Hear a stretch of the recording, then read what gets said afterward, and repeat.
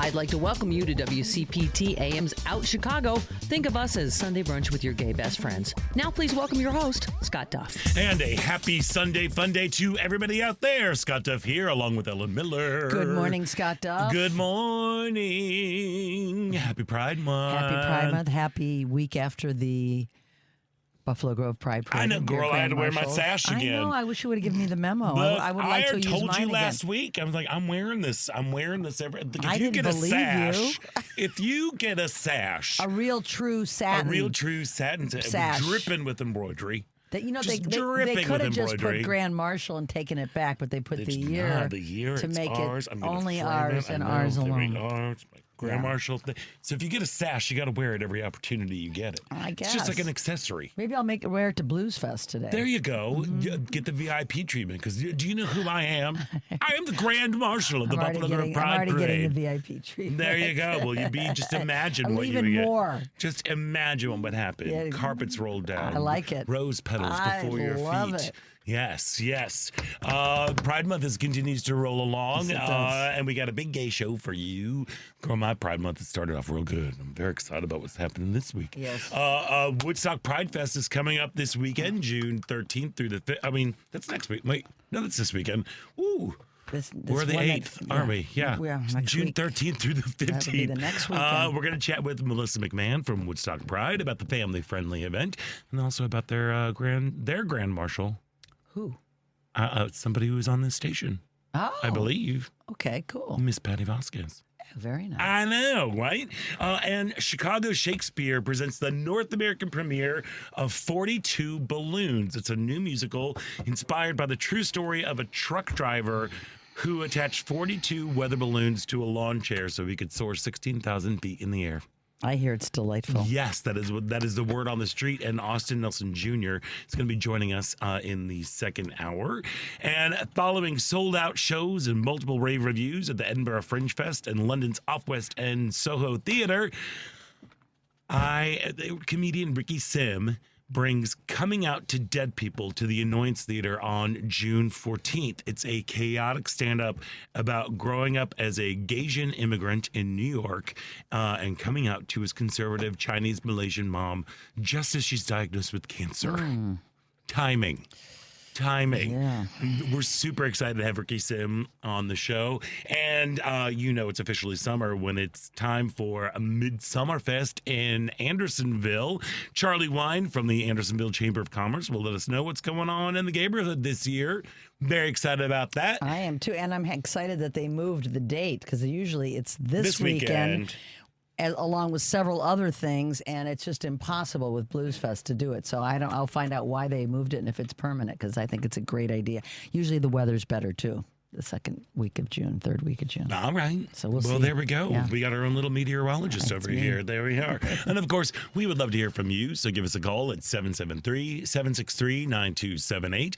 That number again is 773-763-9278. Of course, you can find us on Facebook where we are coming at you live. Just head on over to Out Chicago Radio. And while you're there, give us a click and a like and a share and all that good stuff. If that doesn't float your boat, you can always tune in on WCPT 820. And make sure you follow WCPT and Heartland Signal on all of the socials. And also you can watch the live video stream on WCPT Facebook page or the Heartland Signal YouTube page. There we go. And also, we got a texty thing, too. The Credo mobile phone and text line. Same number, 773-763-9278. Credo Mobile, a progressive phone company that is better for all people and the planet. Visit credomobile.com. Lots of ways to reach out. Yep. Holy smokes. Did my Pride Week Pride Month. Our Pride Month got off to a great start. Last week, we were so very fortunate to be honored as the Grand Marshals of the Buffalo Grove Pride Parade. Indeed. And what an incredible event it was. It was so moving. I grew up out there. My parents actually lived in Buffalo Grove for several years after they moved from Prospect Heights. And for me to be in my old stomping grounds and see these, pretty much conservative, the suburbs have always been Republican out there where I grew up. And they're changing, obviously. But to see the diversity, to see the children with their pride shirts on, the grandparents, people, disabled people with supporting pride. Just every walk of life that's out in the suburbs and doing it with joy. And, it was a tasteful parade. It wasn't a lot of theatrics. It was just a good old fashioned, small town parade that was celebrating LGBTQ plus rights. And Kathy and I were I'd never been to it before. I was here once in the studio when you, the very first year. The very first one. So I didn't know, and I know it's grown since you were there, but I didn't know what to expect, and I was just so moved by it. Same. And I actually had some high school friends that were there. You did. A couple, and there were either a couple others that showed up that were there, and it just, they were happy that we were there. We were happy that we were there. And I just, all the way around, Carolyn Pinta, Bob Pinta, Molly Pinta, the Pinta Project, I can't thank you enough and give you enough accolades for getting that done in that area and making this be the norm and not something that's an unusual freak show. This is like something that people look forward to now every year. It's grown every year, and this is what it's about, and getting America on board with not being homophobic, misogynist, bigots, is seeing how wonderful sharing the lives of people, no matter, who they are, who they love, and how they pray together on a beautiful day, marching for love. And that's how I felt about it. Yeah, it was really great. I was, as we talked about it briefly on the show last week when we broadcast live, which also first big old shout out to everybody at WCPT Heartland Signal for making it all happen. It is always doing those remote broadcasts are always a challenge. They are. A long day, and it was Logan and Carrie and Matt who were out there getting everything going. So they did it. Big old shout out to all of them. Yeah, and of everything course was flawless on our end. Yeah, so. and Devin in the studio. Devin holding it down here.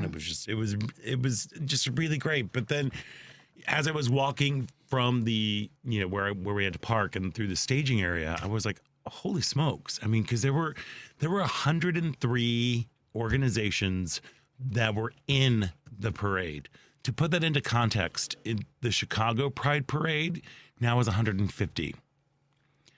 I know, it's amazing. It's amazing. There were 103 different organizations walking by, seeing, these like high school, cheer squads, elementary school, and marching bands and flag corps and churches and politicians, Girl and Scouts, all of these. Like, it was really great, just everybody just kind of just going out there and supporting, like saying this is a safe and welcoming community, and it was really, really overwhelming. And I think part of the thing too that I didn't think I really needed to see happened when I was driving home. Okay. Because we were in Buffalo Grove. Right. I live in the city, and I got off, the expressway, and I was driving down Lincoln, and on Lincoln Avenue, through Skokie, through Lincolnwood, in the median on municipal flagpoles were giant pride flags, just flying, and I wasn't even in Chicago yet. Yeah, and it was one of those moments that was just like, oh.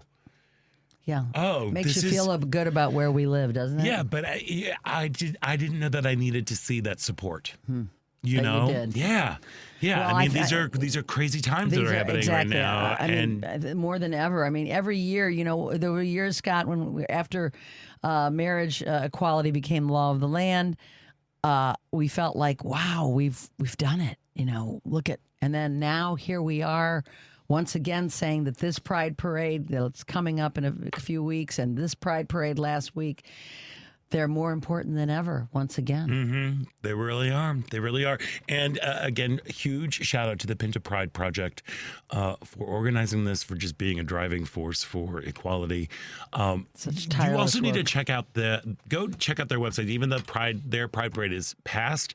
Go follow them on all the socials and everything, because they also have a year-round project of writing letters to folks in the LGBTQ community, just people who have signed up for their emails and for things, just to get something in the mail saying, "Hey, we see you, we respect you, we love you. We're glad that you're here." So if you want to get involved throughout the year, they've got other options They're a for great you. organization to Pride support, for project. sure. Yeah, it was great. You went off to a graduation right afterwards. I went right to my nephew's graduation. Drove from. It was about a 30-minute drive, so would have been worse if I was coming from here. So it worked out. Yes, my youngest nephew on my side, Angus, graduated from New Trier. They do they are very, that school really thinks highly of themselves because they don't wear caps and gowns. No, not New Trier.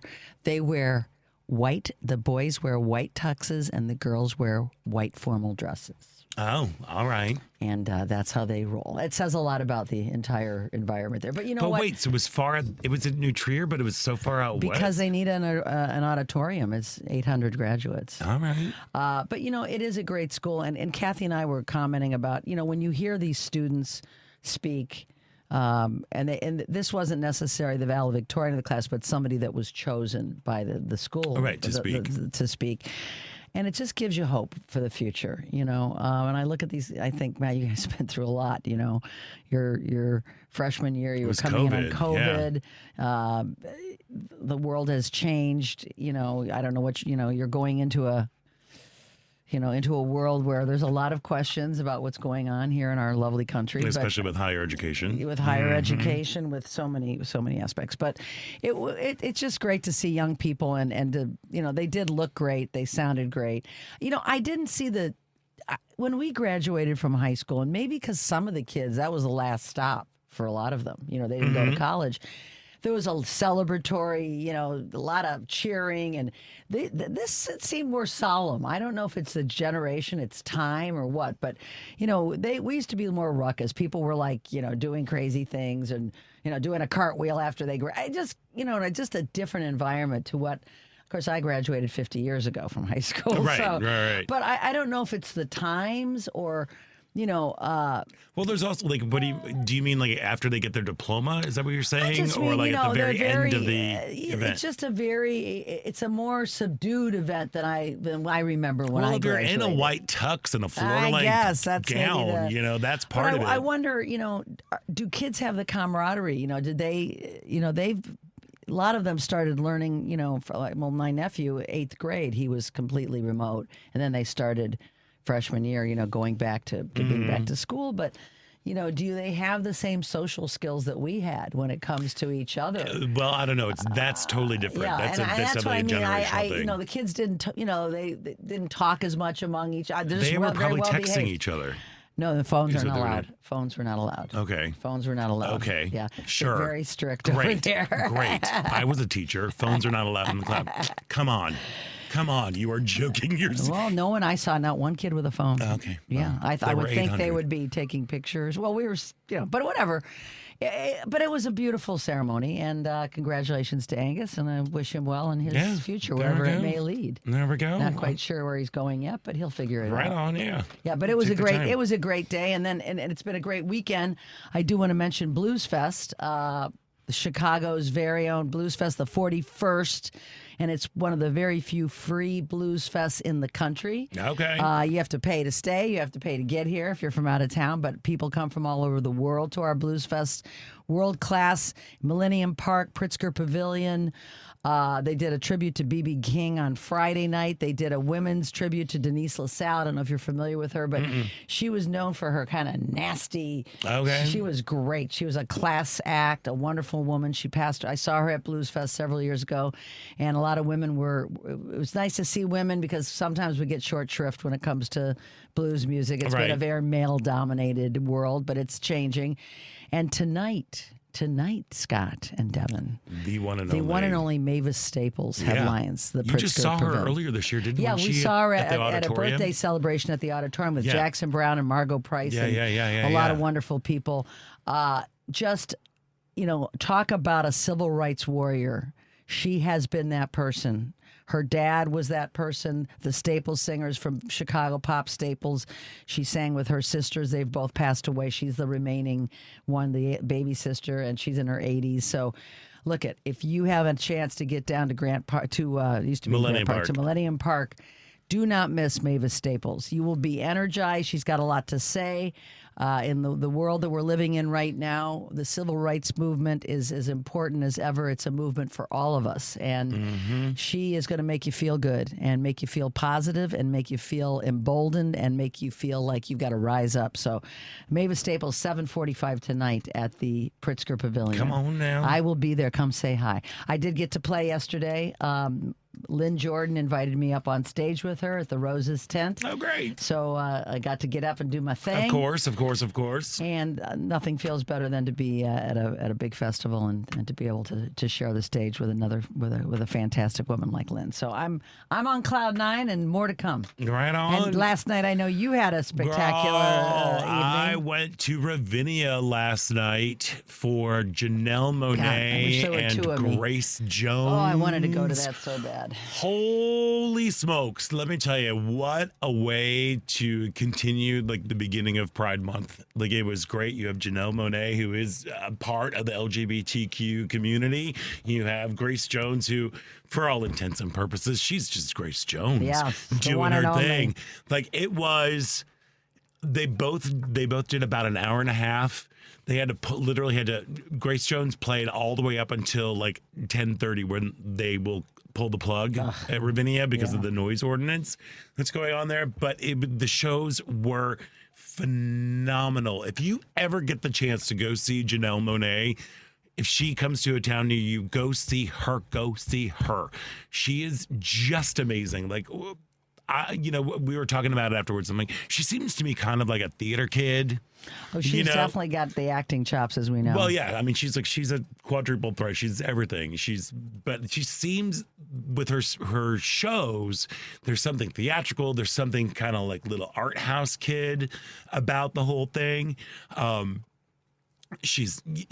we just felt like, oh my gosh, she just seems like, a theater kid and like would be a really great hang. Yeah. Don't you want to hang out with Janelle Monáe? Oh, I want to hang out with Janelle Monáe. Kathy will tell you I am been a huge fan from day one when I discovered her years ago. Yeah, my gateway was the Arch Android album. If you want to look for something that's really, really great, fresh and fun, and that came out in 2010. Yeah, she's been around for a minute. She's been around for a minute. She's doing every a thing. show is different, and I was telling Scott on text last night. Every show is better than the last. She continues to evolve and put it all out there like nobody I know. Yeah, she was incredible, and then Grace Jones, the one and only. I mean, talk about an icon. Talk about somebody, a representation of like just doing you, letting your creative expression just soar. Like she is from another planet. She's had quite a I know quite a she's life. from Jamaica, but she is from a whole other planet. Yeah, she is. I mean, she's just amazing. She is 77 years old. Speaking of like icons who are, up there, she came out in these heels that I'm like, what? How? What? She was just Grace Jones doing her Grace Jones thing, and like she did the entire last song, which was "Slave to the Rhythm," hula hooping. Oh my She's God. been I known to saw your hula hoop, video. It was and she beautiful. she hula hoops at her shows. It's kind of like what she's been doing. Okay, I didn't like see- her whole I didn't know that. career. Yeah, and so she's up, and I'm watching. Like, this is a 77-year-old woman Hula who hooping. just hula hooping while singing "Slave to the Rhythm," and it was just like You just don't phenomenal. see that at the Ravinia stage very often. You don't, and it was so great. It was the kickoff opening weekend, I believe, for Ravinia. Ravinia. Yeah. So it's Ravinia season. Make sure you head on up there. Summer's going to start. Father's Day is the new start date to summer. I also recommend her biography if you want to learn more about Grace Jones. Wow, what a wild ride! What a wild ride her life has been. Oh yes. So yeah, check it out. It's pretty Yeah. interesting. So it was great. I almost wore my sash there, just so everybody knows exactly that I am the Grand Marshal and was having these. But boy, But oh you boy. thought better of it. Well, I just didn't want to get my You didn't sash want, dirty yeah, I didn't want because to it's get it outside. dirty. It is outside. It's outside. Anything could have happened. Yeah. There we are. Oh, actually, we should probably take a break. Okay, let's do right it. now because we've sworn past that break. Yeah. But before we go, this part of Out Chicago is brought to you by Team Hochberg. If you are struggling to make your mortgage, auto, and credit card payments, you are not alone, and you need to call Team Hochberg, your trusted local lender. During the first quarter of 2025, more than 12% of credit card accounts, approximately 5% of auto loans, and nearly 1% of mortgages are more than 90 days past due, which is the highest in the past 15 years. So if you are having challenges making your payments, the best time to contact Team Hochberg is today, not tomorrow, not next week, or not next year. Call Team Hochberg now at 855-563-2843 or visit for a free consultation with an experienced Team Hochberg mortgage professional. If you qualify, Team Hochberg will help you consolidate your debt, enhance your credit, and reduce your monthly payments. Team Hochberg has helped thousands of WCPT listeners, but they can't help if you don't call 855-2843 or visit 56david.com. The number again is 855-563-2843, and the website you know and love, 56david.com, lower.com, equalizing lender, NMLS 1124061. We're going to take a quick break, and when we come back, I want to address some comments that were made on videos, and also talking about so stick around. You're listening to Out Chicago right here on WCPT Heartland Signal.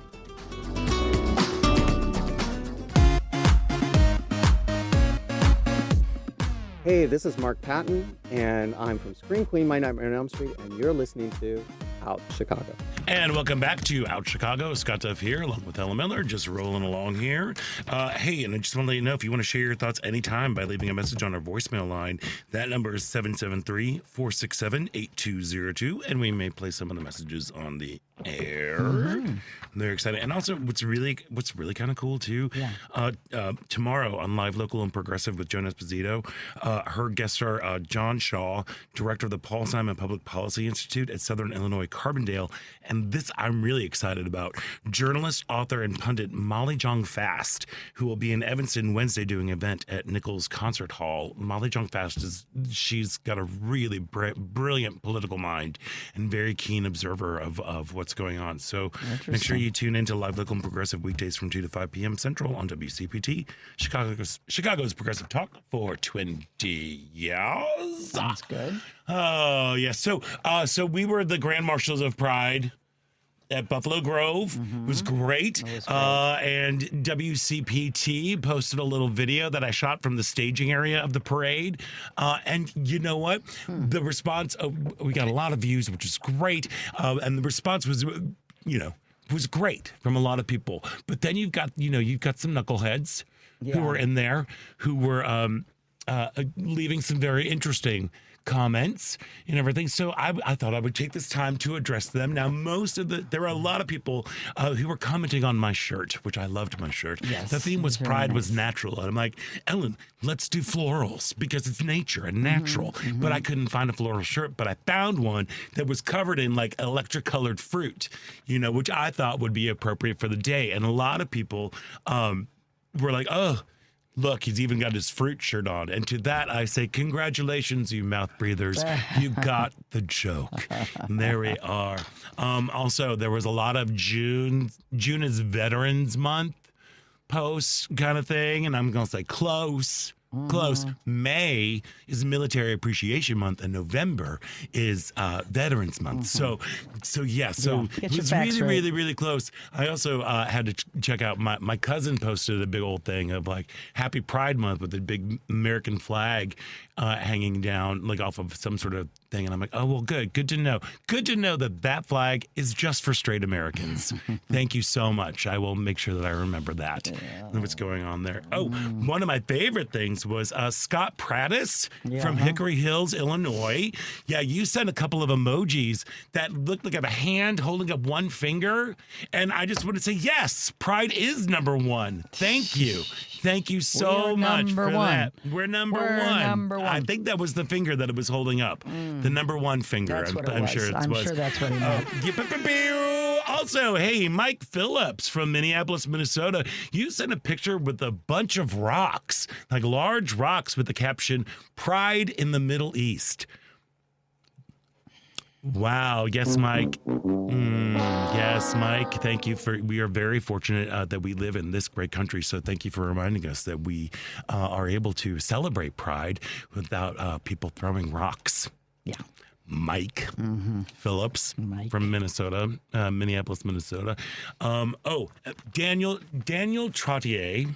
I'm going to say, Trottier, or maybe Trottier. I'm just going to say Trottier because it just sounds not quite as fancy. He was very inquisitive and asked, how come you never read books at nursing homes or to the homeless or to the sick and the needy? Why is it only the little kids? And I think he's referring to Drag Queen Story Hour. Probably, yeah. They're talking about Drag Queen Story Hour, wondering why they don't visit nursing homes or the homeless or read to the sick and the needy.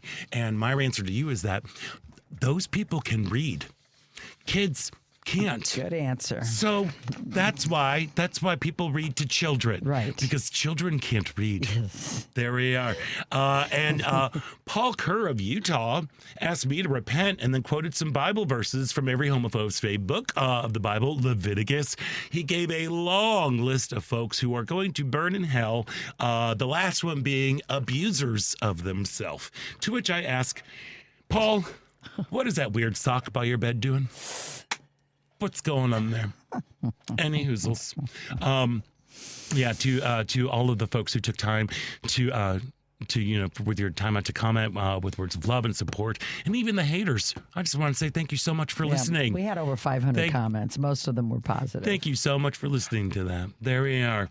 Why don't we go to the phone, because it seems like this is germane to the conversation. Let's go to Steve at the Gold Coast. Welcome. You're on Out Chicago. Yes, and I want to make a couple of points on this. First of all, anyone who wants to invoke religious doctrine or Bible verses, we could sit here for an hour and I could talk to you about, how it's a sin to plant different crops next to each other, how it's a sin to have a garment made of different fabrics. How slavery is condoned. You can actually punish somebody up to and including death for working on the Sabbath or touching the skin of a dead pig. So if you want to follow that tenet, ask yourself how much of that would impact your life. Do you do any of these things? And stop just being picky and choosy. And the entire NFL, because they work on Sundays and they touch pigskin every day. So, there we are. So there we are. Exactly. Yep. So but in terms of a bigger question, it is important to recognize that this month you are seeing a significant difference from say a year or two ago in relative to how corporations are addressing this, and so forth. You're not seeing the kind of displays that you used to. So you might be 25 years old and you don't remember a period where this wasn't the thing when you walked into a Target or a Costco or a Lowe's or Home Depot and so forth. Because this month that was you expected to see there. And this year, however, corporations are running scared, and they're pretty much, we're not going to do anything in that regard. We're not going to put up anything that's homophobic, but at the same time, we're not going to celebrate anything either. And that I think is indicative of the environment. 100%, Steve. And I also think, there's a part of me that's kind of like, good. For a long time, people have been pinkwashing Pride. Corporations have been using it to make a buck. Very few corporations. There are some that are really big supporters of the LGBTQ community 24/7. They're queer all year. They are here to help everybody throughout the entire year, not just during the month of June. But there's a part of me that thinks it's like, okay, great. You were pandering for our dollars.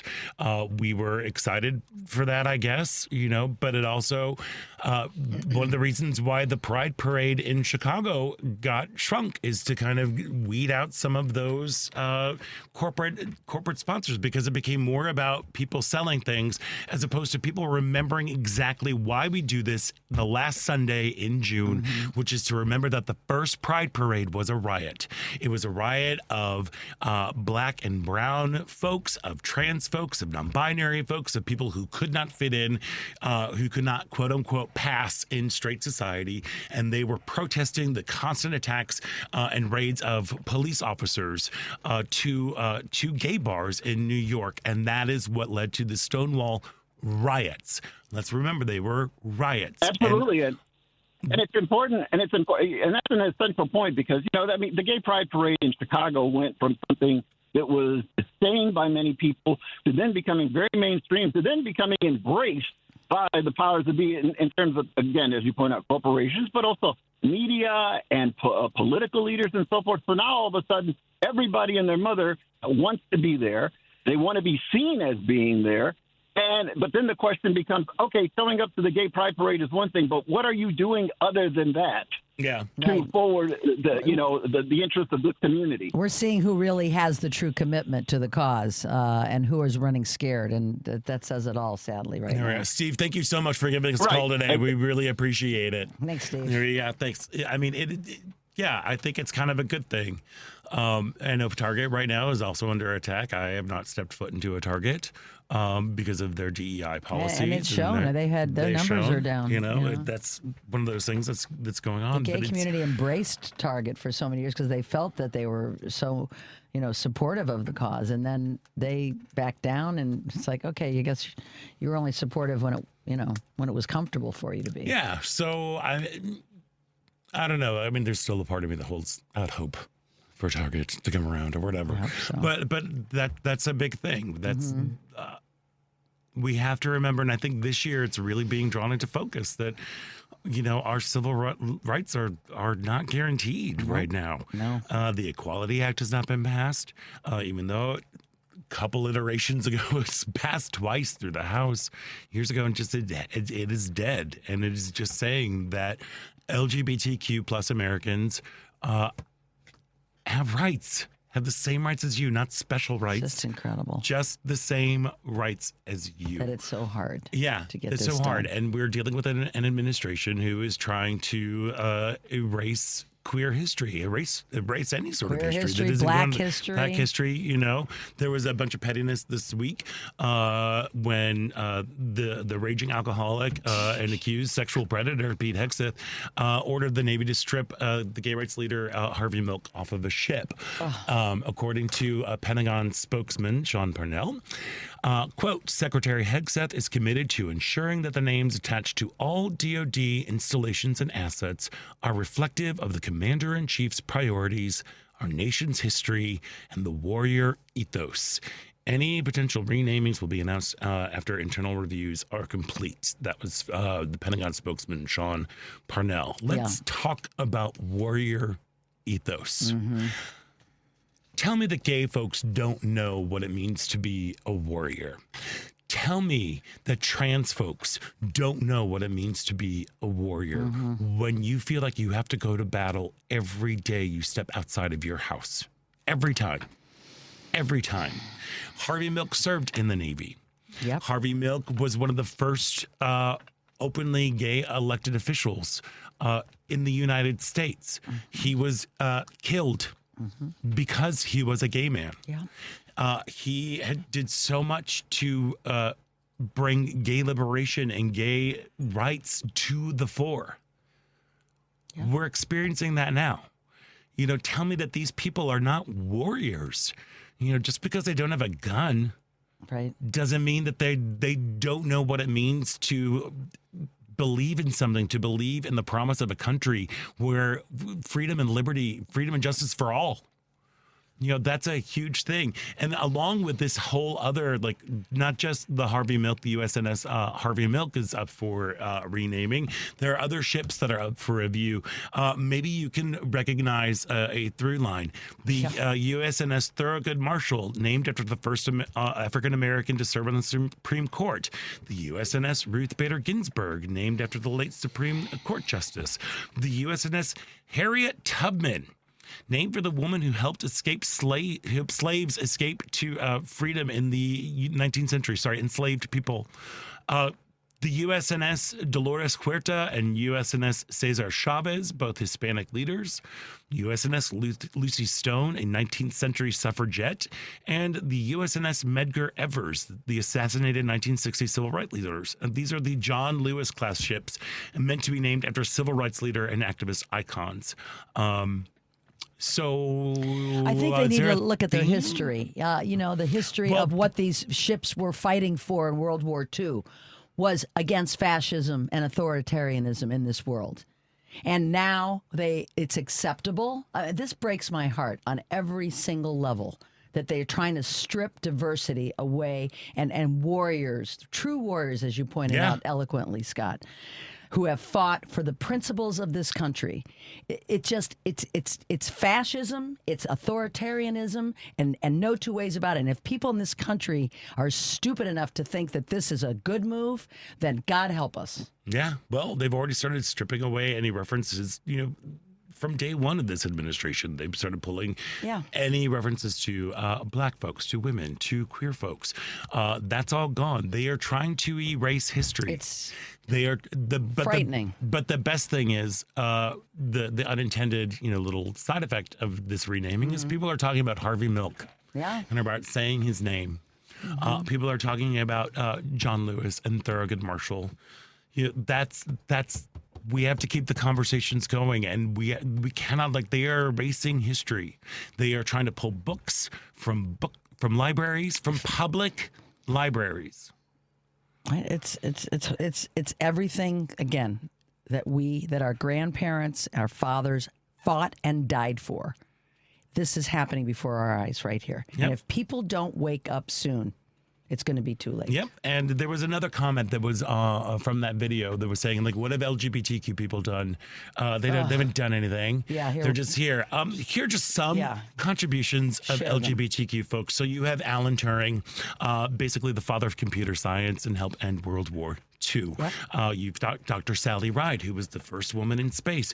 You have Barbara Jordan, the first black woman elected to Congress from a southern state. You have Frida Kahlo, Mexican artist and icon who changed the culture.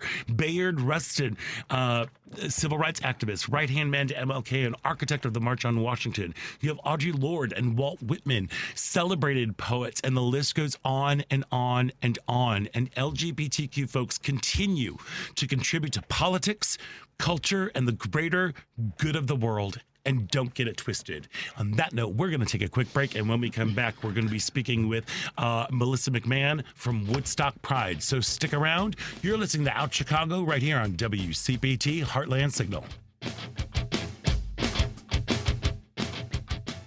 Facts matter. Hey, this is Kathy Richardson, America's sweetheart from Jefferson Starship, and you're listening to Out Chicago. Welcome back. Yes, Kathy, you are America's sweetheart. She is America's sweetheart. She came up with that line all on her own. Just right on her own, Bill, because she knows it. She knows it. She knows it on the inside. She does. Yes, there we are. Hey, we are in Pride Month. Pride Month is going in full swing. Look, I'm sorry, we kicked it off last week at the Buffalo Grove Pride Parade. It got super gay last night at Ravinia. I'm sure the crowd was it was amazing. I wish I could have been two places at once, Scott. I know, but now we can also be in another place. Woodstock Pride Fest is coming up this weekend, June 13th through the 15th. And joining us now from Woodstock Pride is Melissa McMahon. Melissa, welcome to the show. Good morning, friends. How are you? We're great. How are you doing? There are lots of balls in the air, but it is looking like it's going to be a wonderful, wonderful weekend. I know. I was like, thank you. First of all, thank you so much for taking time out to join us today, the week of Pride Fest. I'm sure there's a lot going on. How long what has been the history of Woodstock Pride?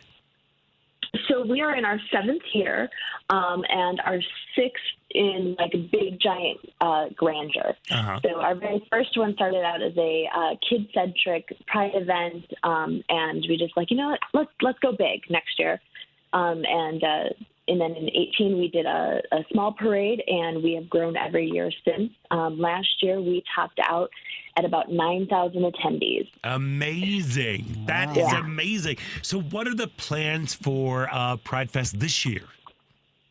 So this year we're spreading it out into a weekend again. We went from a one-day thing into 3. So Friday the 13th, which is just kind of funny because exactly. Yeah, I'm with you on that one. Yeah, and Woodstock is next door to Crystal Lake. Right, Illinois, I know. Oh my gosh, is Jason going to show up with a Pride hockey mask? Oh my God, that would be amazing. Someone needs It might be a little terrifying for a family-friendly event, but just put that in the back pocket. Yes, but so that Friday we kick off with what we're calling Voices Remembered. since the start, even before, so way back when, I've always been intrigued with the AIDS Memorial quilt. They brought it to my high school, or a panel of it, many moons ago, and I've been working with patients and stuff like ever since, like even before it was stuff. So it's always my dream to bring the AIDS quilt to Woodstock. There are generations that don't even know what it's about, so to be able to educate is going to be amazing. To see it in person for people my age and older, this might be the first time they've ever seen it. So we have a reception where we will share some stories of the wonderful men and women who are on the quilt panel that is coming to Woodstock, and then also give a forum, a platform for people either living with HIV or who've lost or people to AIDS. So it's just going to kind of be a very somber event, but a memorial, so to speak. Yeah. Thank you for bringing that to the attention of people who may or may not even remember what that quilt is about. Yeah, and especially in a time we were just talking about the erasing of queer history that's going on. I think now more than ever, it is really important to let folks know, like, this was a very, and I know it's a somber way to begin the weekend, but I think it's a very reverent and important way to just recognize the struggles of the LGBTQ community, to again remind us that like we're here to celebrate and to be, to be joyful, but also like this celebration comes from pain. And to honor those that could not be with us. Yeah. How many panels do you from the AIDS quilt will you?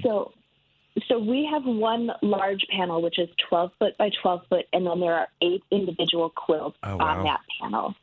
So that's how the AIDS Memorial quilt, you can request it, and there's a whole process. The website that they have, aidsmemorial.org, is amazing, has great resources, and it tells the story. They've actually categorized, everybody, you can look up a name and find someone's quilt, which is just wonderful that those people are not being forgotten, because there are thousands upon thousands upon thousands of quilts. Yeah. So, I'm very proud to bring that event to Woodstock, and we're just going to kind of see what happens. But it's very much an opportunity to share with all generations, allies and gays alike, the fight that was fought prior to us getting here. Yeah.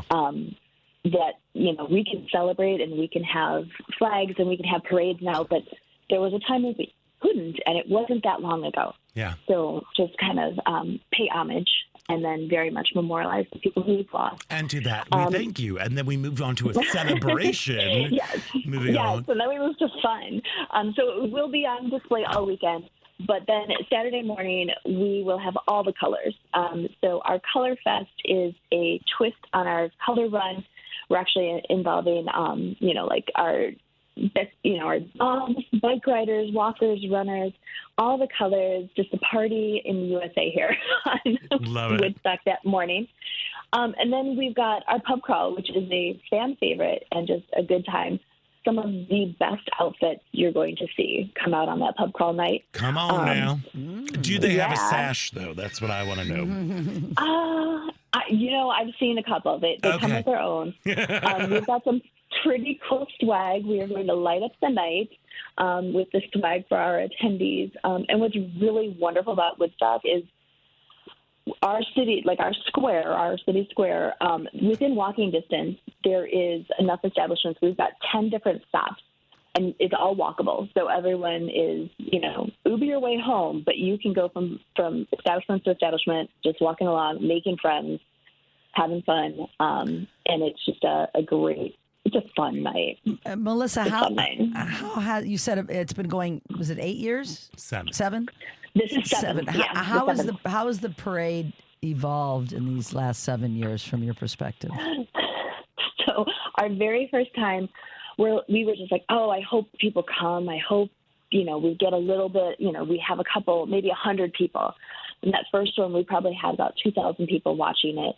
The parade, we had a very, very short route because we weren't sure anybody was going to participate. Right. And it actually, the front of the parade kissed the back of the parade because we had so many. Oh my gosh, amazing. And so after that year, we're like, oh yeah, we need a longer route. So we are now in our second year of an extended route that takes you down through town a little bit into that square and then back out through a neighborhood and stuff. And the neighborhood that it goes through, there's flags, there's decorations. They're giving out stuff, all the people who live along it. So it's amazing how our community, for every loud voice that's like the naysayer, there's probably 3 or 4 that are like telling them to put themselves in a closet. Yeah, you know, I mean, we're coming out of ours. I mean, you know, there's nothing like visibility. We say that all the time, but you know, being your authentic self, showing people we don't bite. We are your neighbors. We are your friends. We are your coworkers. And I really think these parades go a long way to getting that point across to people, especially in areas that they may feel a little more removed from than as opposed to being in a big city. So kudos to you guys for continuing this great work there. Yeah, we're really excited, and it's really kind of it's an honor to get to do this for people, because every year someone new will come up and say, this is the first time I've ever been to Pride, or this is the first time I've brought my parents to Pride. This is the first time one of the very first years, people who I know in town and, you know, just you don't never want to assume and stuff. And they're like, this is the first time we've lived in Woodstock for 40 years. This is the first time we have felt comfortable enough to hold hands, and we've been a couple this entire time. There is safety in numbers, and you're bringing the numbers. Is. So, and just the fact that we've made this place where people feel comfortable now after all those years, they're like, you know what? We're okay now. We'll hold hands in public, and and now I see them always holding hands. So it's wonderful. That's amazing. So Sunday, the 15th, that's the actual parade. That is. So the parade will kick off at 11 a.m. Mm-hmm. It will come down the route, and you can find the route on our social media and on our website. And we're very excited. We have both a hometown hero Grand Marshal and then our celebrity Grand Marshal. And I think you might know her. I think I know her too. Yeah. So Patty Vasquez. A fun fact is she headlined a comedy series out here called Laugh Stock a few years ago. So I met her then. I don't know if she remembers me, but I met her. She's hilarious. She's so friendly. And, you know, it's always a pleasure to get people to come out to Woodstock and experience it. So between our hometown and our celebrity, we've got all bases covered.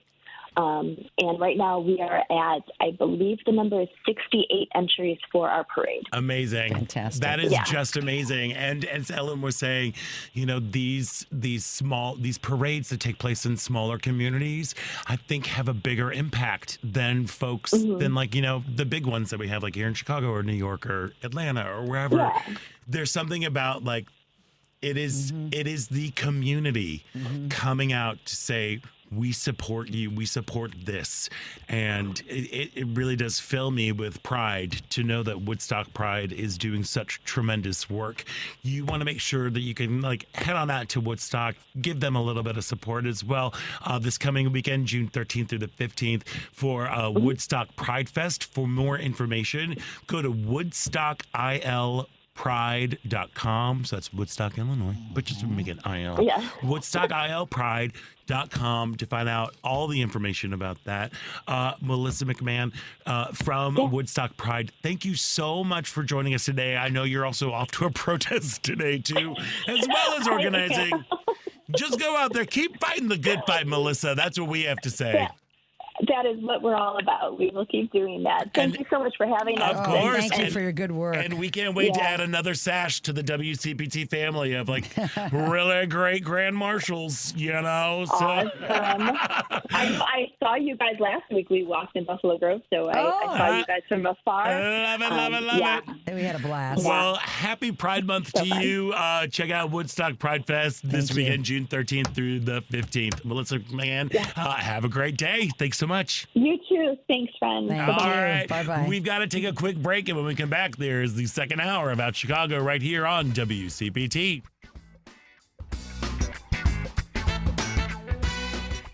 I'd like to welcome you to WCPT AM's Out Chicago. Think of us as Sunday brunch with your gay best friends. Now please welcome your host, Scott Duff. And welcome back to the second hour of Out Chicago. Scott Duff here, along with Ella Millers. We're rolling along during this Pride Month. Hey, just want to take some time to remind you, don't forget, you can listen to, rate, and share the Out Chicago full episodes and featured interview podcasts. They are both available on Spotify, Apple Podcasts, TuneIn, iHeartRadio, YouTube, and Amazon. All those places. We're everywhere. We're everywhere. We're everywhere. Search for Out Chicago or get the links on our show page by visiting heartlandsignal.com and clicking on our picture. The latest additions to our featured interview podcasts are the Chicago musician, drummer, and songwriter Spencer Tweedy. He was in, I can't believe that was 2 weeks ago. I know. It feels like 8,000 years ago. It seems like a year ago. Yeah, Spencer Tweedy was here. And then we had also Chicago alderwoman Lenny Mana Hoppenworth and Hadestown star Jalen C. Crump. And art historian Jonathan Katz, who's responsible for the first homosexuals down at the Wrightwood 659. Make sure you go check that out. Couldn't think of a better thing to do. Yeah, it was here a couple of years ago, and then it's supposedly even bigger and better. And I thought it was fantastic the first time around. Yeah, so, there were some, I think, like supply chain issues is a weird thing, but I think it was still we were coming out of COVID, but I think so. They weren't able to get all of the artwork that they needed, and now it's like twice the size. Yes, I got to get back over there because it really is something to behold. There we are. Historically, too. Yes, we can just float on down to Wrightwood 659, and after you float on down there, you can float on over to the pier because Chicago Shakespeare is presenting the North American premiere of 42 Balloons, a new musical inspired by the true story of a truck driver who attached 42 weather balloons to a lawn chair so he could soar 16,000 feet in the air. And joining us now is one of the talented members of the cast of 42 Balloons, Austin Nelson Jr. Austin, welcome to the show. Hello. And what an incredible segue. I was like, wait, are they going to segue the float on down to our show? And you did. Float on down. I mean, this is not my first rodeo, Austin. You know. There we go. First of all, oh my goodness. Congratulations on the show. There's such fabulous buzz that's going on around town. How's it going for you? Oh my goodness. Thank you. First of all, it's going so well. The response to the show from the audiences here have been just really, really incredible. And for me, I mean, I will say it's like one of the hardest shows I think I've ever done in my career, just like, because it's, start to finish, go, but it is so rewarding. It's just such a rewarding experience. And to do it with this cast, it's just the time of my life here at the Chicago Shakespeare Theater. That's amazing. So how would you describe the show to our listeners? How would I describe the show? I would say, I mean, because it's like 80s inspired music. Right. Yes. 80s inspired music, but all original music written by our writer, Jack Godfrey, who really just knocked it out of the park with all of the influences from the 80s. And this music, I mean, I like to think I'm not biased, but the music in our show is just so incredible. And all my friends who have seen it, they're like, I left singing like so many songs from the show. And it's really incredible. Just like, if you love a fast-paced, like, musical with heart and soul, like, you will love this show. Yeah, so, and it's for a big show like this, it's a big splashy musical, the cast is relatively small, right? Oh, yeah. We're small but mighty. Yeah. That's what we like to say. Yeah, which is amazing because, a friend of mine actually, she is a high school theater teacher in St. Louis. She just came up this weekend and she saw 42 Balloons and she was like, it was just amazing. I was like, how are they going to do the floating? Oh, wow, they did that. And like, she was just like speaking about the creativity and the ingenuity and the theatricality without it being too. Do you know what I mean by that? Yeah, you know what I mean? Absolutely. Yeah, that it was just like, it was just remarkable. Were you familiar with this story? I wasn't. I wasn't familiar with the story at all. In fact, when my agent had sent me the audition, I was like, "Oh, this is an interesting topic to write a musical about." Like, what? Yeah, I'm like, okay, I don't know how we're going to do a musical about this. And I actually had a conversation with my mom when I booked it. And she was like, you know what? You theater people will really just write a musical about anything. I know. She's hilarious. But yeah, it's a really incredible story. And like when I booked it, I was looking into it and just like kind of amazed that I had never heard anything about it. It's quite crazy, you know? Yeah, it's a very unique and kind of oddly, uniquely American story. And I felt the same way when I heard they were doing a musical about it. I'm like, how is this even possible? But as Scott mentioned, people are just, I know it's only, people are going nuts for this show already. It's just, you must be doing something right up there. Yeah, I mean, and I would like to give a lot of props to myself, but I won't. I'll give props to the people like our creative team, Jack, who wrote the show, and Ellie, who is our director, and Alex, our choreographer. Like, they have their cohesive minds together have just really created this incredible story. And just being in rehearsals with them has been such a joy and learning experience to just see these brilliant creative minds just mesh so well together. And granted, they've been doing it for years, but it's just they just know it inside and out, and it's so fun to watch. And it's so fun to do. It's exhausting to do, don't get me wrong, but it's just like the most fun I've ever had being in a play. That's wow, amazing. that says a lot. I love being in a rehearsal room with like creative folks who are who are kind of intertwined and enmeshed, where they have that dolphin speak, where they just start something, and they go, do that, and you're like, oh yeah, but and then all of a sudden magic happens. There's something absolutely. Something so wonderful about that. Now, you, among other roles, you played David Letterman. Tell us about that. David Letterman. So now, what was your dramaturgy behind all of this? How did you prepare? How did you prepare to take on the role of David Letterman, especially like 80s David Letterman? It's so funny. I went in for my first audition, and I wasn't called in for the David Letterman role, and they had reached back out to my agents, and they were like, can he prepare the David Letterman stuff? And I was like David Letterman? I was so confused. And getting the role and talking to the creatives, I talked to our director, Ellie Coote, and I was just like, do you want like me to impersonate David Letterman? Like, I don't know exactly how to approach, this. Yeah. And I would say that what I'm doing is like an impersonation of him because, there's only one. Right. But, there's, hints of him in there, and I'm kind of doing more so a mixture of him and some might say Wendy Williams.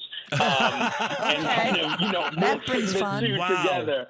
Those two brains together, that's and slightly at least terrifying. You're doing the pre-bearded David Letterman too, so you don't yes, right? So, absolutely. Yeah, exactly. Yeah. But it's so fun. It's so, for the listeners at home, I am an African-American male.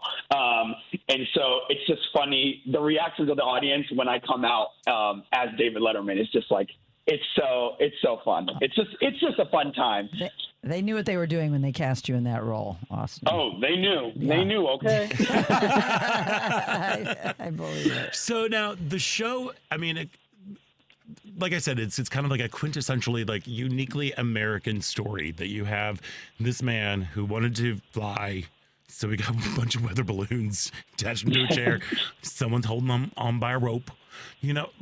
What are some of the themes that are kind of explored throughout the evening? Like as you are, there is a journey that is, literally a journey, but what does it kind of look at as you go in through 42 Balloons, now making its North American premiere at Chicago Shakespeare? Absolutely. I feel like the biggest theme we've got is, about dreams and what people will do to accomplish their dreams and what lengths they'll go to, and just kind of like it's kind of, we talk about it kind of being like the moment in Into the Woods, like Act 2 of Into the Woods is about like, oh, like when you get the thing that you've wanted and you've dreamed of, like, what does that actually look like, you know, in reality and not in a fairy tale? And we have the same sort of vibe here in our show, whereas Act 1 is about, you know, Larry's flight and what are we going to do to get Larry in the air and his friends that help him get there. And then Act 2 is more so about like, okay, now we've done it. Like, what is life like now? And there's another big theme about, you know, his girlfriend at the time, Carol Van Dusen, the things that she did to help him get into the air and just like everything that she went through. And, you know, this theme of love and like what you'll do to help the person you love most, like, follow their dream and get what they want. Yeah, I mean, it really is. I mean, for it's like so kooky of a premise, it is such a, like a rather inspirational story. Whatever happened to the guy? Is he around even anymore? The original flyer, the balloon. For the sake of people coming to see the play, I'm not going to say. There we go. Okay. There we go. I feel like that. There you go. Come on, Austin. Okay. Hold those cards close to the vest. Darn, I was trying to get a scoop. So now this is the North American premiere. I know it was in the UK, right? Yes.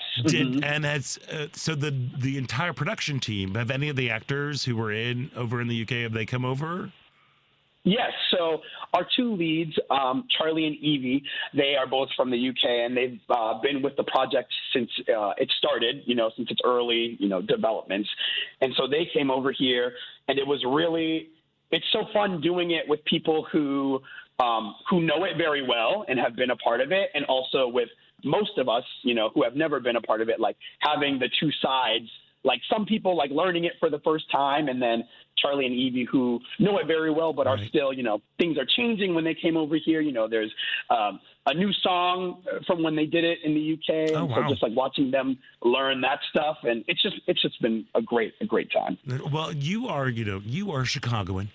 And you are making your debut at Chicago Shakespeare.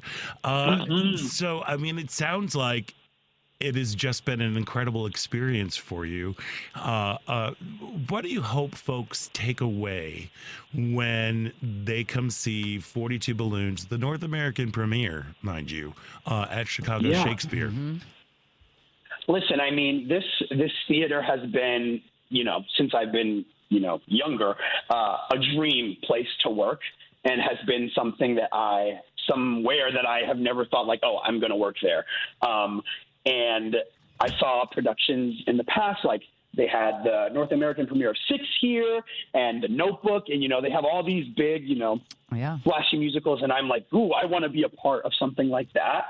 And so to be in this show now, it's just a dream come true. And it really does just go back, like what I was saying before, about, you know, our theme and our play about dreams. And like, you know, no matter how, you know, crazy to some other people it may be, you know, even like Larry, who's like, I want to go into the sky, you know, you can always achieve your dreams, you know, and we have a message in our play about like you achieving your dreams and going for your dreams, but also, you know, celebrating the people who are going to lift you up and help you achieve those dreams. And I think now more than ever that, you know, community and unity is something that everyone needs. We talk absolutely. Yes, and 100%. We talk about it. Yes. And our show and like our cast, we're like, you know, this is not a show that we can do on our own. We absolutely need all of us, you know, together to do it. And I hope that people leave the show like really, you know, loving their loved ones and like loving their family, whether that be your actual family, your chosen family, because, you know, you can't do it alone. You just can't. Yeah, absolutely. Well, I'm coming Tuesday night for the press opening, so I cannot wait to see it. I'll be waving at you furiously from the audience. Okay, and I'll be looking for you, and I'll be waving back. Thank you, Austin. And, you know, this message is something that I think we need to hear now more than ever. And I also think that it's really great that this particular show is here in Chicago, where there is like such a strong tradition of the ensemble ethic within Chicago theaters, where it's like we are all telling this story together, and there's something really magical and so fulfilling as an audience member to do, to witness that, but also as an actor to be a part of that. And I'm so happy that this is kind of a dream come true moment, because even if you get to work on some of these, bigger, splashier productions, if the people aren't great, it'll color your experience. But it seems to me like this is like, you've got just such a great group of people who are wanting to tell this story, and it just sounds phenomenal. So congratulations on that. And I hope you really enjoy the experience. Oh yes, I'm taking it in. Every second that we have. And our time here is so short. We're only here until the 29th. Right. Yeah, So I'm, every moment I'm like soaking it all in. Well, You make already sure enjoying you it. go to the 4th floor bathrooms, because that is where the best view of Chicago is from Chicago Shakespeare.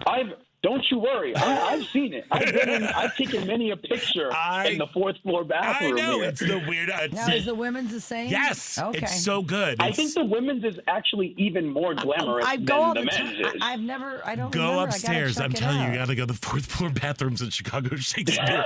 It sounds weird. I know I'm a weirdo for lurking around bathrooms. I love it's that. funny you said that, and I knew it immediately what you meant. Oh my gosh. Well, 42 Balloons runs through June 29th at the Chicago Shakespeare Theater. For more information and for tickets, go to chicagoshakes.com. Austin Nelson Jr., thank you so much for taking time out. I know these are previews and press opening is coming up, so it's a very, very full week. But congratulations. Thank you. Break Thank you for having me. Break a leg. Thank you. I hope you guys, I can't wait to see you guys at the show. Well, we will I'll see be you there. down at the pier. Thank All you. right, there goes Austin Nelson Jr. just floating away Floating on with the his top balloon. 10 list. See you later. There you go. Take See you care. later, David Letterman. All right, we are going to take a quick break. And when we come back, I'm super excited about this. We're speaking with comedian Ricky Sim, who's bringing his show Coming Out to Dead People to the Annoyance Theater this week. So stick around. You're listening to Out Chicago right here on WCPT Heartland Signal.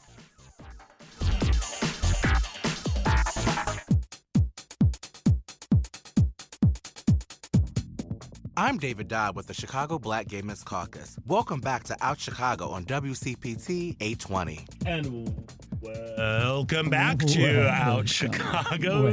Welcome back. Sorry, my voice is a little ragged after seeing You were Janelle. screaming as I was you should screaming at be. Janelle Monáe and I Grace would've- Jones. You screamed for both of us. I kept last screaming at Grace Jones, and she kind of looked at me. night. She's like, huh? I know. Like, hey. Hey. So now I think I got more radio voicey Yes, you kind of do. thing today.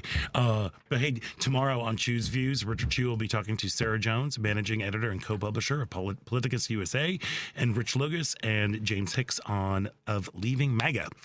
So Choose Views weekdays from 6 to 8 a.m. Central on WCPT 820 a.m., the Heartland Signal website, TuneIn, YouTube, and Facebook. Look, I'm so excited that this show is coming to Chicago, because following sold out shows and multiple rave reviews at the Edinburgh Fringe, which is my favorite place on the I know planet, You had a lovely time there. and experience, yes. London's Off West End Soho Theater, comedian Ricky Sim brings Coming Out to Dead People to the Annoyance Theater on June 14th. And joining us now is none other than Ricky Sims. Welcome to the show. Hello. Thank you so much for having me. Oh my gosh, thank course. you for taking time out of your busy schedule to join us, and thank you for bringing the show to Chicago. Ricky, how did you get your start in comedy? It's a long story, but I started really like performing on stage, I would say a little bit before the COVID lockdown, and then when lockdown happened and just everything just turned to Zoom.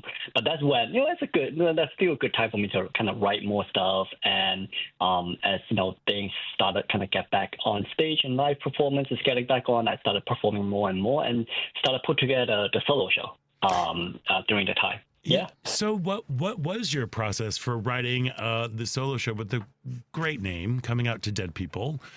What was your process of creating this? Oh yeah, thank you. So it started off as a 5-minute moth story, and it has a beginning, middle, and end, and then also at the same time when I was doing a lot of my stand up routine is it's usually around how I came out to my dad, who's Chinese Malaysian, was very conservative, and there's just a lot of like tons of jokes about sort of cultural miscommunication, misunderstanding between somebody who's from a very conservative country in Malaysia and me living in the U.S. And a lot of people, after I do the show in Comedy Club, a lot of people come up to me and just like, wait, what about your mom? Like you just talked about your dad, but what about your mom? And I was like, sometimes my mom passed away like 10, 12 years ago, so I never really got a chance to come out to her. Or maybe I did try to, but we never really had a closure.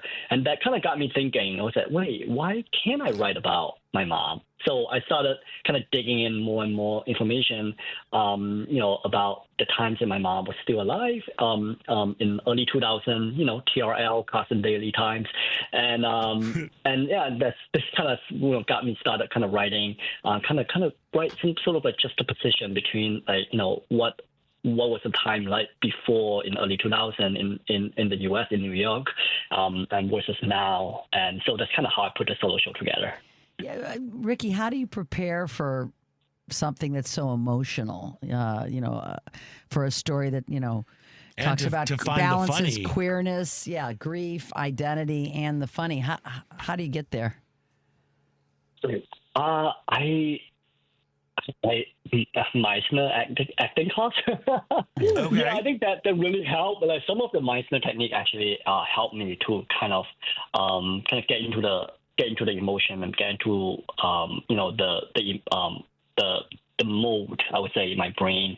And writing jokes, I started writing some dark jokes. I think when I was watching a lot of comedians such as Rosebud Baker and Daniel Sloss, they were great at writing like dark and also like humorous, emotional jokes. Mm-hmm. And that's when I was like, oh, okay, like they kind of give me the permission in a way to explore jokes that's about grief, that's about loss, and about acceptance.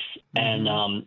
And at the same time, it's also a lot about sexuality and queer joys and celebration of identity, right? Mm-hmm. So I think that kind of allowed me to kind of balance the both, something that's very heavy, but also something that's a lot more kind of lighthearted. And I think throughout the time, a lot of audience, when I was performing in Edinburgh and London, a lot of audience came up to me. They were like, yeah, that moment was so heavy for me. I really appreciate it when you have that joke. Right. That can kind of bring it back up. But at the same time, I kind of got my points conveyed to the audience on what the show is about.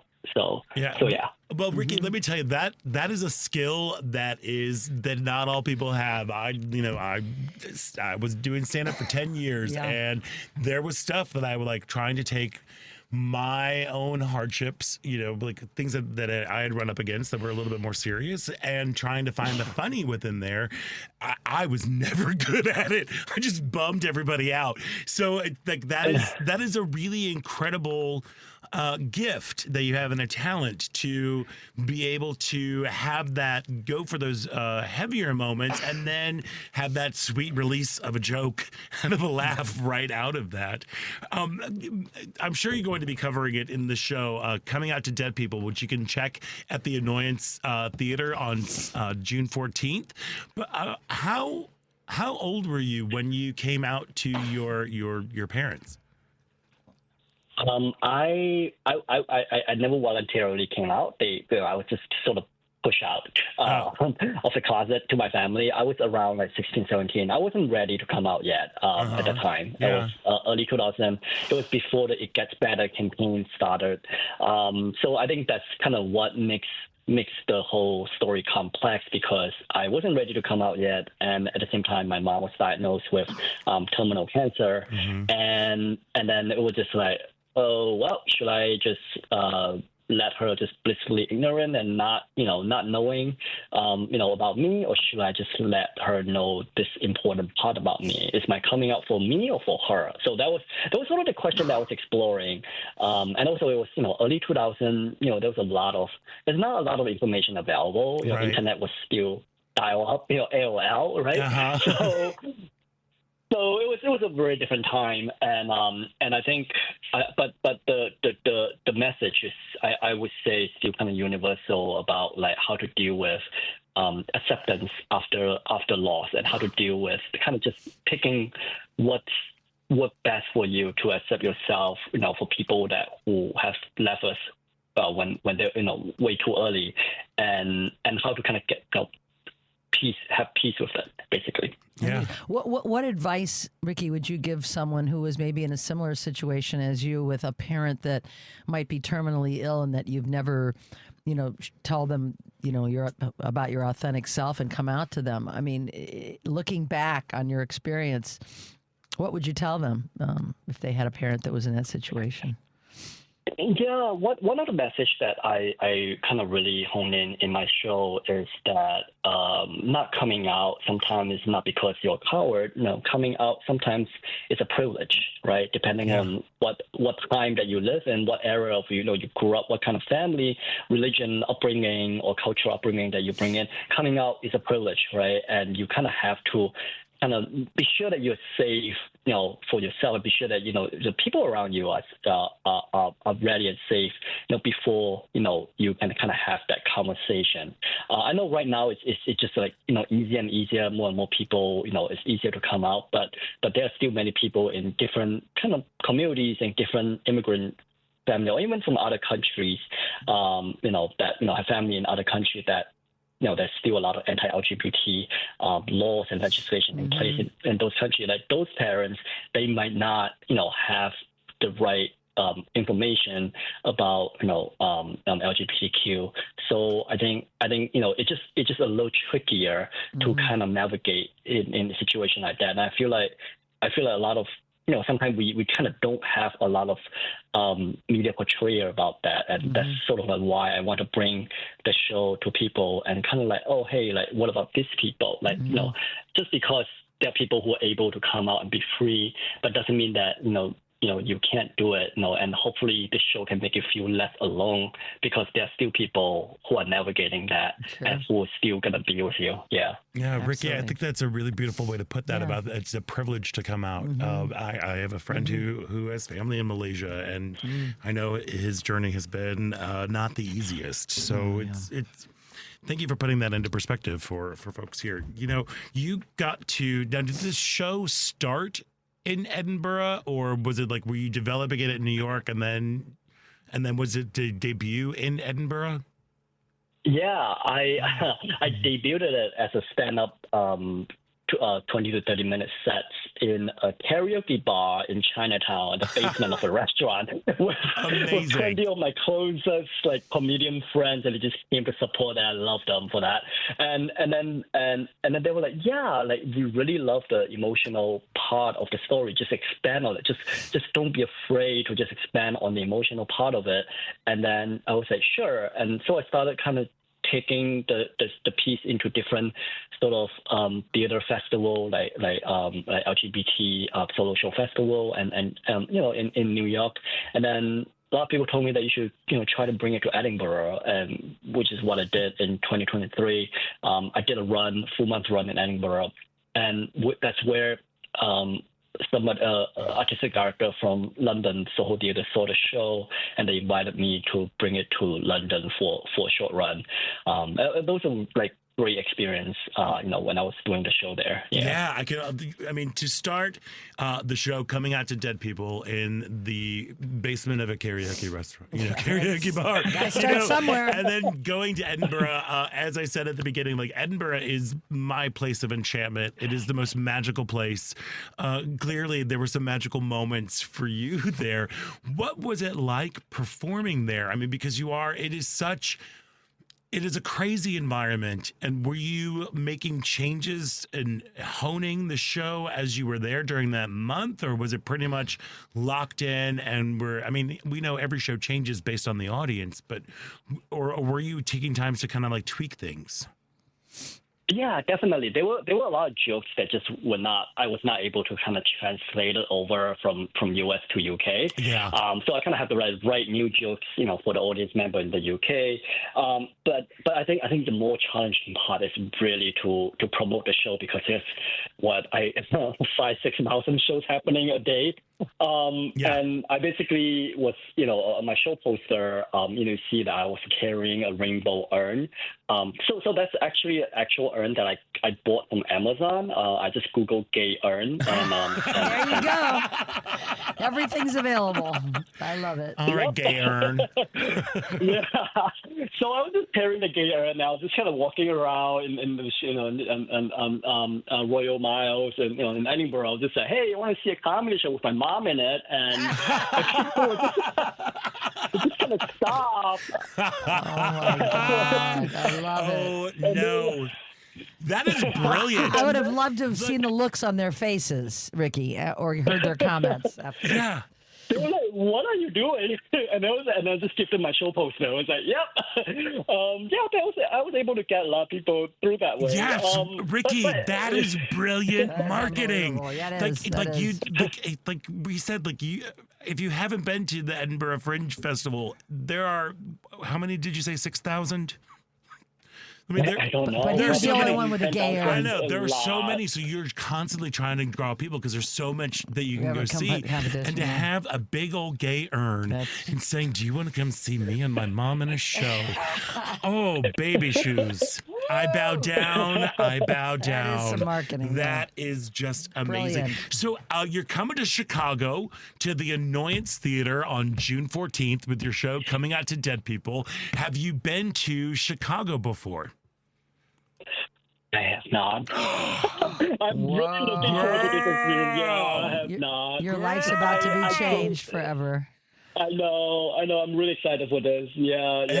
I'm really looking forward to this trip. Yeah. Yeah, no, it's great. But just not alone just Boys Town, but I'm talking about the Chicago comedy scene is just mwah. It is fantastic. And the audiences in Chicago are just the best. They are on board and they're ready for doing all this stuff, especially the folks who frequent the Annoyance. The Annoyance is one of these places where they have a sign, they have a sign literally outside their thing says, please smoke here.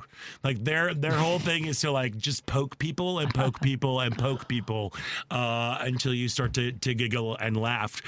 So when people do come see your show at the Annoyance, Coming Out to Dead People, that's happening on June 14th, what do you hope people take away from it? Definitely hope people to kind of feel okay to laugh about heavy subject matter like grief and kind of normalize that conversation about grief and loss and also, like I say earlier, right? If folks in a similar situation, hope that they can feel less alone after watching the show. Yeah. Right on. How long are you going to be in town, and do you have big plans for is there anything specifically Chicago that you want to check out? I definitely want to check out a lot of the comedy shows, and also. Yeah, and just kind of be a tourist maybe for a day, river walk, checking out park and museum and things like that. Yeah. Plenty to do, and it's a beautiful time of year, of course. And let me make recommendations. If you want to go check out comedy shows, go check out, for a big comedy club, go to Laugh Factory. Always quality stuff. Great place right down the street from Annoyance. And then if you can get over into, I think it's Wicker Park, go to the Lincoln Lodge. The Lincoln Lodge is the country's largest independent comedy theater, longest running comedy independent theater. And they always have great stuff. And I'm telling you, Chicago comics are they won't disappoint for you while you check things out. Yeah, and Ricky, I'm a real estate agent. If you decide to live there, let me know and I'll help find you a place, because you may want to move here. You may want to move here afterwards. Okay, I will DM you later. Okay. Well, don't miss comedian Ricky Sim in Coming Out to Dead People at the iconic Annoyance Theater. For tickets, go to theannoyance.com. Ricky, how can people follow you on all the socials? Yes, you can follow me on Instagram. It's Ricky Rick, RickEE, RickK. or my website, just rickysim.com, RICKYSIM.com. Well, go check it out. Do not miss this show. It sounds like a great time for community and unity, and to sharing space for some hard things, but to crack that nut and bring in some light into the darkness. Ricky Sim, thank you so much for joining us today. Thanks, Ricky. Break all the legs, and we can't wait to see you in Chicago. Thank you so much. Have a great day. Thanks, you do. We are going Happy to take Pride. Happy Pride. Sorry. Yes, Happy Pride. We're going to take a quick break, and when we come back, it is the final thrilling show-stopping moments of Out Chicago right here on WCPT Heartland Signal.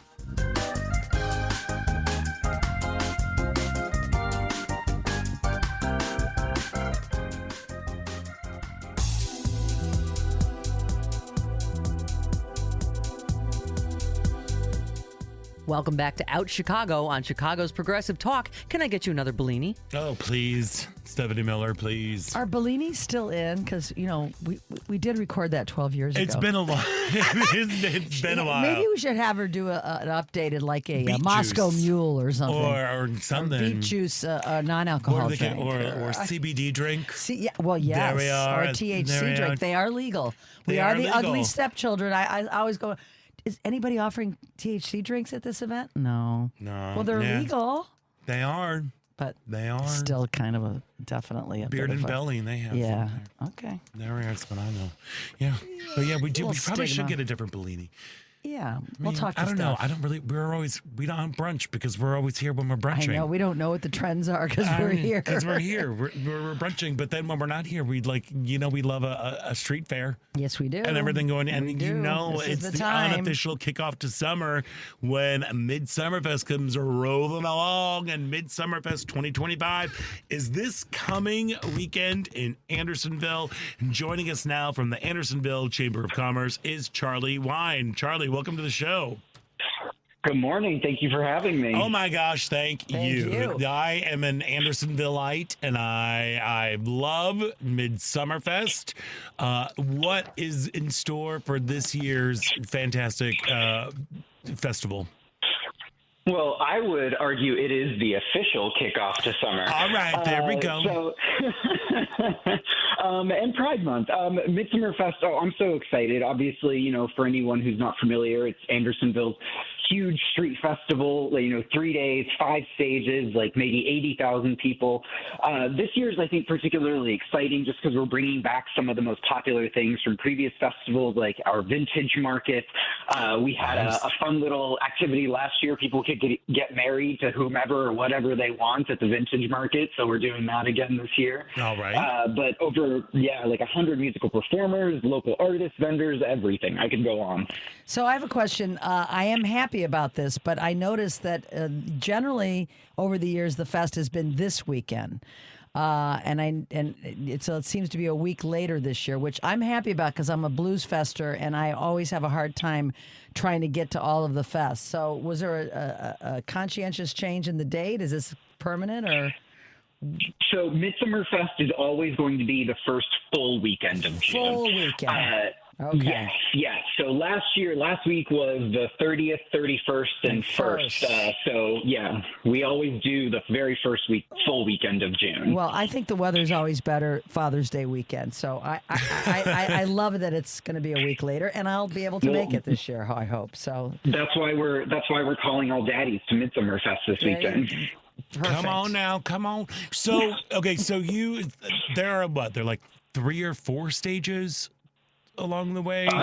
North 5? Stage, oh gosh, that's right there. Summerdale Stage. 5 stages. I know. So I know there are going to be a ton of performers. Can you give us a little tease about who is going to be popping up on these stages at Midsummerfest in Andersonville this coming weekend, the 13th through the 15th? Absolutely. I mean, the favorite everyone always wants to make sure is coming is Dancing Queen Absolute. Yes. They're going to be playing on Saturday night at our North Stage at Catalpa. Mm-hmm. And then we've got Too Much Molly coming back again this year as well. They're going to be on our South Stage. Molly's always a good time. Mm-hmm. But we have over 40 new artists that have never played Midsummer Fest that are going to be there this year across the stages. Yeah. That's so good. We try and keep it local. Yeah. So they're all mostly Chicago artists. We try and keep it local, people that are newer to the scene, people that haven't played festivals before. So I love hearing when people say they discovered new music at Midsummer Fest. Excellent. That's great. I'm happy because I have to tell you, a lot of festivals seem to have the same few bands every single weekend, and there's so much depth and breadth to the music scene in this town that I'm happy to see. I see my friend Michael, I've got there's a blues fella playing, Michael Damani and others that I don't see on these schedules very often. So kudos to you guys for really trying to, change it up a little bit and bring some variety. So thank you. Yeah, thank you. No, I'm excited for Michael. This is his first time playing Midsummer Fest, so I'm excited to have him on the stage. Yes, excellent. And then here's the most important question. Will there be drill chips? Oh, yeah, that's Scott's Here's favorite. the thing. I call them drill chips. They're the kind of thing where you take the potato, you put it at the end of a drill, and you right up against the blade, and it comes up in this one beautiful spiral. And then it is deliciously, perfectly fried, and then topped with everything that will clog your arteries. And it is the most important thing. I cannot touch that with a 10-foot pole, but I'm glad Scott does it for us. I do it for everybody. He does it for all of us. Be drill chips. What kind of food we got going on there? Because it's always delicious. Scott, you come right to the chamber booth, and I will personally escort you to the drill chips vendor. I heard it here first. Charlie, Okay. you're making me cry. No, I mean, we're of course going to have the great food that we have that people love to see. I always have to get myself a funnel cake every year, but I think one of the things that I really love about Midsummer Fest is how local we try and keep it. So we also have local restaurants like Uwe Kitchen and Wine Bar and Aura on the Lake. They're going to be serving lobster rolls at their tent. We've got a local vendor, Jasmine Chef from Tasting India, who makes a lot of delicious, spicy Indian delights. Love it. And then, yeah, we've got local wine vendors like In Fine Spirits that are going to be sampling some different wines you might not have tried before. So, I mean, you come to the tent, you tell me what you're in the mood for. I will personally escort you to exactly what you want. Wow, you are lucky. It's because I was the Grand Marshal of the Buffalo Grove Pride Parade, and I'm wearing the sash right now to prove it. So I will bring my sash to the booth when I go to Midsummer Fest. Boy, here we go. I'm telling you. Now I know how to spot you. It's gonna be great. Now there's a pride stage going on. Yeah, the Balmoral Pride Stage, which is always sponsored and hosted by Replay and Elixir. Yeah, it's great. So there's a lot going on at that stage. We have a few different drag queen performances. We've got Queen, Smart from Smart Bar, is taking over the stage on Friday night. Nice. There's Saturday Night Fever. So there's going to be over, I believe, 30 drag queens performing over the weekend. Some drag queen story times. It is it's one of the party stages, I would say. You can always find a huge group of people dancing at Balmoral Pride Stage. Oh, you gotta love it. And Queen was just at Ravinia last night for the little pre-party for the Janelle Monáe Christians show. Awesome. So it's gonna be fun. It's gonna be a fun time, a fun event. Hey, just a reminder that this coming weekend, June 13th through the 15th, is Midsummer Fest, the official kickoff to summer. There we go. And they will have drill chips. They will. That is the most important thing on the planet. Charlie Wine from the Andersonville Chamber of Commerce, thank you so much for joining us today. Thanks. I'll see you Saturday night. I'm planning on coming. Thank you for having me. Thank you. Awesome. Great. Come say hi. I will. You wear a sash too, just so I know who you are. Thank you, my dear. I will wear my sash as well. Thank you. We will see you at the Midsummer Fest 2025 in Andersonville. Charlie Wine, have a good one. Good luck this See you week. at Midsummer Fest. Bye. Thank you. Bye. Thank you. Look, I'm telling you that one of the best things about where I live is sometimes I get a little overwhelmed by crowds. This is a new thing. It's a new thing for me. Like it's, But when I sit out on the patio, I live close enough to the Catalpa stage that I can always hear the Catalpa music. Really? Yeah. You can hear it from your I house? can hear it from my house. Oh, that's yeah. cool. It's great. So I'm like, oh. Yeah, I never can make it because of the Blues Fest, but I guess it was just the way the calendar worked out. I'm happy it is next weekend because it's nice to spread the love out. You I know. There's so much going on. So in Saturday summertime. night we left open, and I think I'm going to go to just hang out with my people. There you go. Well, if you don't feel like doing that too, Artemis Singers Pride concert, Yes. Goddess Rage, is also happening on June 14th. It's going to be in Bronzeville. First time for them down there, I believe. Yeah, first time from there, and their group, their audiences have been growing. They sold out their spring concert. Yeah. So good for them. Go They've been check at out- it a very long time, and they're dedicated, and it's nice to see the women out there singing and bringing a varied program. I know they do original music as well as tried and true favorites. So yeah, what a great chance for Bronzeville to check them out. Yep, and also if you are feeling like you are annoyed by what's going on in the world, the No Kings, and then also on June 14th, Indivisible Illinois is one of the organizations that is involved with the No Kings I'm rally. planning on being there too. It's a big day. It's a big day. It's a big day. Yeah. So the march is at noon on Saturday, At June Daly 14th at Plaza. Daly Plaza. Get your signs ready. Yeah, I'll be heading there from the Old Town Art Fair. I'm playing at 10 a.m. with Z Frank at one of the stages at the Old Town Art Fair. That's also usually this weekend because of this calendar thing is next weekend. So lots going on. But let's show that this is a No Kings country and get everybody out there on Saturday. Everybody I know is going, and there's power in numbers, there's power with the people, and we got to keep showing up. Well, and this is the one thing that we can do to help fight despair. Yes. I know a lot of people are like, what can I do? What's going on? But if you are just able to, one of the coolest things that's kind of been happening since this administration since the 47th Taken Reich hold. has taken over.